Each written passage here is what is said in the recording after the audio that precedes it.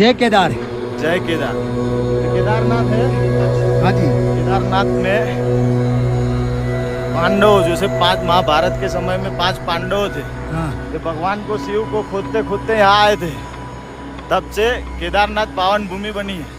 पावन भूमि। पावन भूमि। पावन भूमि जैसे पावन बोलते हैं, क्या हाँ। बोलते हैं? पवित्र भूमि। पवित्र भूमि।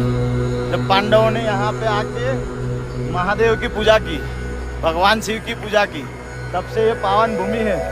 और ये इसको बोलते, केदारनाथ को स्वर्ग बोलते हैं। एक बोला जाता है कि स्वर्ग से भी हवा आती है, हाँ। जो यहाँ पे महसूस होता है। ये केदारनाथ भूमि है। जय बाबा केदार। जय बाबा केदार। ठीक तो है। महाराज जी, इसमें जैसे पहाड़ों की 2 पहाड़ हैं यहाँ पे। हाँ, 2 पहाड़ है। 2 पहाड़ के बारे में ज्यादा तो मेरे को नहीं जानकारी, पर मुझे ये पता है कि 2 पहाड़ों के बीच में एक केदारनाथ है। नर और नारायण। हाँ, नर और नारायण। और इसके पीछे बद्रीनाथ है।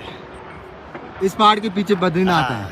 यानी कि जो महान संत थे, हाँ। तो वो इस रास्ते से, ये संतों महात्माओं की भूमि है।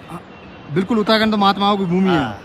तो इस रास्ते से ही जाते थे वो पहले, जैसे इस रास्ते से ही ये बाढ़ आई थी, यहाँ से ही आई थी। पानी यहाँ से आया था। यहाँ से मंदाकिनी नदी आई थी और यहाँ से सरस्वती माँ नदी आई थी। अच्छा महाराज जी, यहाँ पे तो आज भी संत है जो ये बर्फ में जाके तपस्या करते हैं। होता है, कई संत ऐसे है कि अभी भारत में जाके तपस्या साधना करने के लिए भी आते हैं साधना बाबा। करने के लिए आता है। संत महात्मा है, संतों की भूमि है, साधना की भूमि है। अच्छा, सब लोग आते हैं। उनको भगवान से सीधा देखो, सत्य प्राप्त होती मैं है। एक बात बताऊं, अगर आप हो, हाँ। आपके शरीर में जो आत्मा है वही परमात्मा है। बस। बिल्कुल सही बात। जो आपके शरीर में जो आत्मा है वही परमात्मा है। और आत्मा से परमात्मा को मिलन करने की ये भूमि है। भूमि है यहाँ पे लोग। आपको शिव को खोजने की जरूरत नहीं है। जो आपके शरीर में जीव है वही शिव है। वही शिव है। हाँ, वही शिव है। तो सबसे बड़ा धर्म क्या होता है? जैसे एक गृहस्थी सबसे जीवन- बड़ा धर्म है कर्म करो। कर्म करो, दान पुण्य करो, और कर्म करने के बाद अपना कर्मों का फल और अपना कर्मों का जो पुण्य होता है, जो फल होता है, वो प्राप्त करो। कर्म करो, साधनाएं करो, किसी का अच्छा हो, किसी का भला हो, उस बारे में साधना करके किसी का अच्छा भला हो, उस बारे में आगे बढ़ो।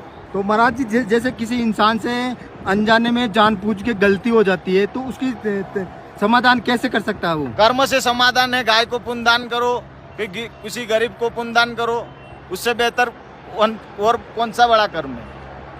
बिल्कुल बिल्कुल महाराज जी। तो महाराज जी, आप यहाँ पे पहली बार आए हो गया? पहली नहीं, बार? मैं वर्षों से आता हूँ यहाँ पे। कपाट खुलने के टाइम में भी आता हूँ, कपाट बंद होने के टाइम में भी आता हूँ। 10 तारीख कपाट खुले, सुबह में दर्शन किए बाबा केदार के, और 3-4 दिन यहीं